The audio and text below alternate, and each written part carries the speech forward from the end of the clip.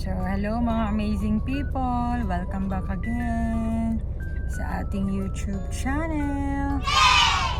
So, day 4 ng Simbang Gabi mga amazing people. Yes, nagsimba kami kanina and so, nandito ako ngayon sa sasakyan. Yes, nakikita nyo naman. So, pupunta kami sa Batac, Ilocos Norte dahil check up nga ni tatay. So, nandito na kami sa Corimao. Malapit na kami mga amazing people and nag-stop over nga kami kasi bibili si bro ng tupig. Ayan. Dakil tala akong 360. 30 pieces. Oh. Pwede mo man na basit. Ayan. So, bibili kami ng tupig mga amazing people kasi syempre Christmas is giving, so dahil mabait yung si doktora, ang doktor niya. Yes! So bibigyan din natin siya. Wow! And nagpabili na rin ako ng vegan longganisa. Ayan. Yung ano sana, paper bag na Christmas, kaso ayun, di sila nakabili kahapon. Kagabi na pala nung nasundo si Raymar. Kaya, ito na lang. Ayan, buti na lang may mga paper bag tayo doon na available. Hindi ko siya tinatapon kasi. So ayun lang mga amazing people. So, hindi na ako makakapag-video doon sa loob ng hospital kasi alam nyo naman. Pero, yung result ng laboratory test ni tatay nandito na. So, kasi doon na kami sa vegan kumuha ng ng test result. Doon na siya nag laboratory test kahapon. So, ngayon, ayan, tignan na lang natin kung ano ang sasabihin ni doktora kasi bumaba ngayon yung hemoglobin niya, unlike nung previous na check-up niya na okay. Pero ngayon, kasi bumaba siya ng 4, so 89. So, hindi ko alam kung masasalinan siya ng isang bag. Kasi, dati-dati kapag mga 87, 86, mga ganun, nasasalinan siya. So, ngayon, 89. So, tignan natin, mga amazing people. Update ko na lang kayo ulit. Okay naman yung mga ibang test. So, tumaas din yung creya niya. Naging 100. Dati, sobrang baba. Yun. So, yun. So, keep on watching mga amazing people. A few moments later. Okay, so nandun na si tatay sa loob mga amazing people. Pero, nakapila. So, pag tinawag na, papasok na rin ako. So, nandito ako sa labas. Sa may waiting area, mga amazing people. So, hindi na ako pumasok doon kasi yun na nga, hindi tayo makapag-video doon. So, dito walang tao. Kaya, yan. Tignan na lang natin yung update ko na lang kayo later mga amazing people. 2,000 years later.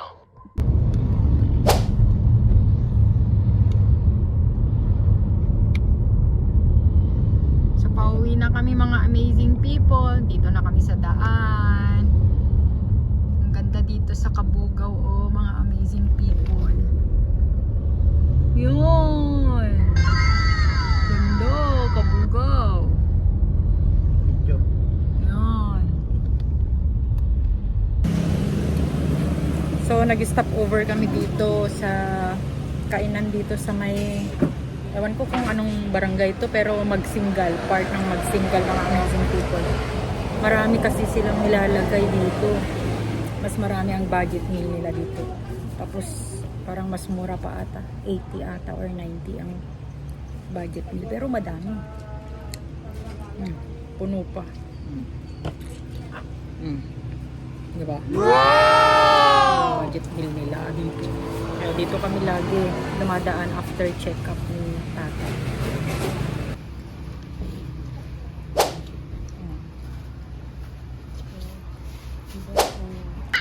Malinis. Dami. Ito lang yan. Ewan ko kung saan dito park. Mall. The next day. So, hello mga amazing people. Good morning. So, nasa bahay na kami. And yes, day 5 sa ating Misa de Gallo. So, ayun lang naman yung routine na naman natin. Wala naman tayong masyadong ganap today na naman. Kasi tapos naman na tayo naglaba. Napagod tayo nung nakaraang araw. And then, kinaumagahan, birthday ni Mama. So, lumabas tayo. Bumili ng Mickey at mga sinuman, patupat, puto. At nagluto nga kami. And thank you so much kay Renalyn sa pagluluto ng Mickey. Tapos, pinamigay na natin sa mga kapitbahay natin. So, ayun. And nag-alay na rin tayo ng dasal para kay Mama. So, ngayon, magko-coffee ako. And tinapay lang ako siguro. Tapos, mag-e-edit na para may vlog na tayo kasi wala naman tayo na-upload kahapon kasi nga check up ni tatay kahapon. And yes, yun na nga, yung result. Pero pag-usapan na natin mamaya kasi may tao, may namamas ko mga amazing people. Sabihin natin tong 200. Kamag-anak. Ewan ko, kamag-anak ba nila? Hindi ko alam. What? Ayaw, di ma. Ayun, tapos kahapon pumunta dito si Auntie Juaning. Tapos eto, kapatid niya ata to or anak niya, hindi ko alam, basta yun. So, ayan, bibigyan natin sila ng pamasko. 2,000 years later. So, hello mga amazing people. Welcome back again. So, nasa kwarto na ako mga amazing people. Ay, sakto pa naman tumatawag ng aking asawa. Wow! Wait lang mga amazing people.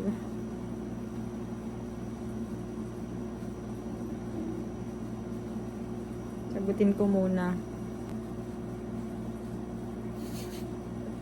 Sakto tumatawag na siya.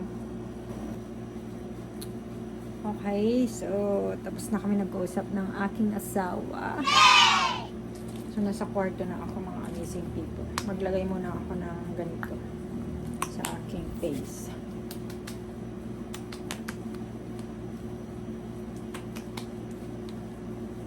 Okay, so ini-stop ko na magpa-facial kasi okay naman na yung akong fizz. Grabe kasi ang ano ko dati. As in talaga nagka-breakouts ako mga amazing people. And yun, nagpa-facial ako. Unti-unti naman nawawala. Okay naman. Pero yun nga lang, kailangan hindi ka muna magpapa-araw, ganyan-ganyan. Kailangan hindi ka na-aarawan, ganun. So, ang hirap naman nung ganun, no? Oh, Pag nagpapa-facial ka, kailangan dapat pala yung mga nasa office work lang yung mga ganun nagpapa-facial. Hindi naman tayo office work. Sa ano lang tayo, garden, nabibilad. Pero, eto na-try ko to. Sinubukan ko to. Alam niyo ba kung ano to? Sir Gaby. At saka si Ma'am Elma. Pero kay Ambo ko talaga nakita. Kasi nakikita ko sa mga videos, marami din siyang pimples. And yun yung ginagamit niya. So nawala. Kaya naman, sinubukan ko. Yes. Nawala naman. Oh, diba? Ganyan. Dampi-dampi lang tayo. Kasi ako hindi ako lagi nag-aano sa ano ba yan? Yung sa cotton. So ayan, maglagay muna tayo ng kahit konti lang. Kahit konti lang kasi hindi ako lagi naglalagay. Meron kasi akong maliit pa dyan na pimple. Pero ano na yan, nag-dry na, kaso nga lang hindi pa siya natanggal totally. So ayan, kumuha ako ng set. Ito, Rejuve and sunscreen. Ayan. So okay naman.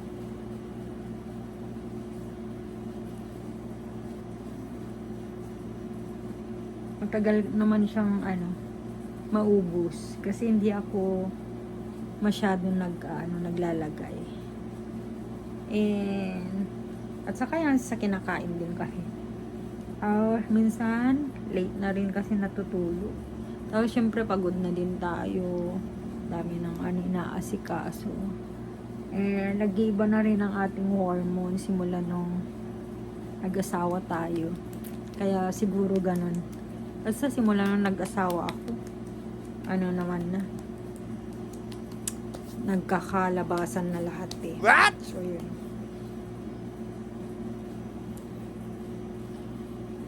Okay, so tapos na kami nag-dinner. And yes, nandito na ako sa kwarto and kakapanood ko lang ng vlog ni Sir Gavin. And so 7:48 na, so mag-8 na, so kailangan nating matulog ng maaga. Maaga ako natutulog na 8 kasi nga gumigising kami ng 3:45 para dun sa simbang gabi kasi kailangan natin maligo, ganyan, para gising na gising yun. Magpapainit pa ng tubig, kaya yun. So kahapon galing kami sa check-up ni tatay. So kahapon nga galing kami sa check-up ni tatay, and yun nga, sad to say, bumaba ng 4 yung hemoglobin niya. So, naging 89. Pero, ayun, sabi naman ni Doc, wag na daw muna siyang sasalinan ng, dugo. Hindi na muna siya nag-blood transfusion. So, kasi kailangan niyang ipahinga din. Kasi lagi-lagi na siya dati nagpapa-blood transfusion. Kasi nga yung oral chemo nga niya, yun yung grabe yung malakas din kasi daw yun, yung gamot na yun. So, talagang ganun talaga, pinapahina daw yung katawan. So, sabi ni Doc, tignan na lang daw muna sa susunod na check-up. So, babalik siya ng January. And, ayun, ititignan daw muna, and then baka by April magsi-CT scan siya ulit kasi kakatapos nga lang ng CT scan niya noong October. So ayun, we'll see kung anong magiging result daw. Ayun, and may sinabi din si Doc na gagawin kung ano man yung magiging result sa susunod na CT scan. So ayun. And hopefully, yes, sana nga maging fully recover na si tatay para naman makasama pa namin siya ng matagal and makita pa niya yung mga apo niya and si bro, mga ikasal pa. So, yun lang naman yung hinihiling ko pa na sana, Lord, sana ibigay mo. Yun. And yes! So, nasa na tayo? Nasa pang 5th day ngayon sa simbang gabi. So bukas December 21, so pupunta ulit tayo, and pang-6 na araw na ng simbang gabi. So yes, kukumpletuhin natin yan para makapag-wish tayo. Okay, so see you tomorrow mga amazing people. Ayan, to be continue na lang ang mga vlog natin if ever man. Pero kung mahaba na, ikakat ko na lang. Vlog na naman. So, tignan ko pag nag-edit tayo. So, okay. So, good night everyone. Please, keep on watching. And salamat sa lahat mga sumusuporta. And soon, babawi ako sa inyo. Huwag kayong mag-alala, mga amazing people. Basta, manood lang kayo. And gusto ko sana mag-like kayo and mag-comment kayo para alam ko kung sino yung mabibigyan din. one day.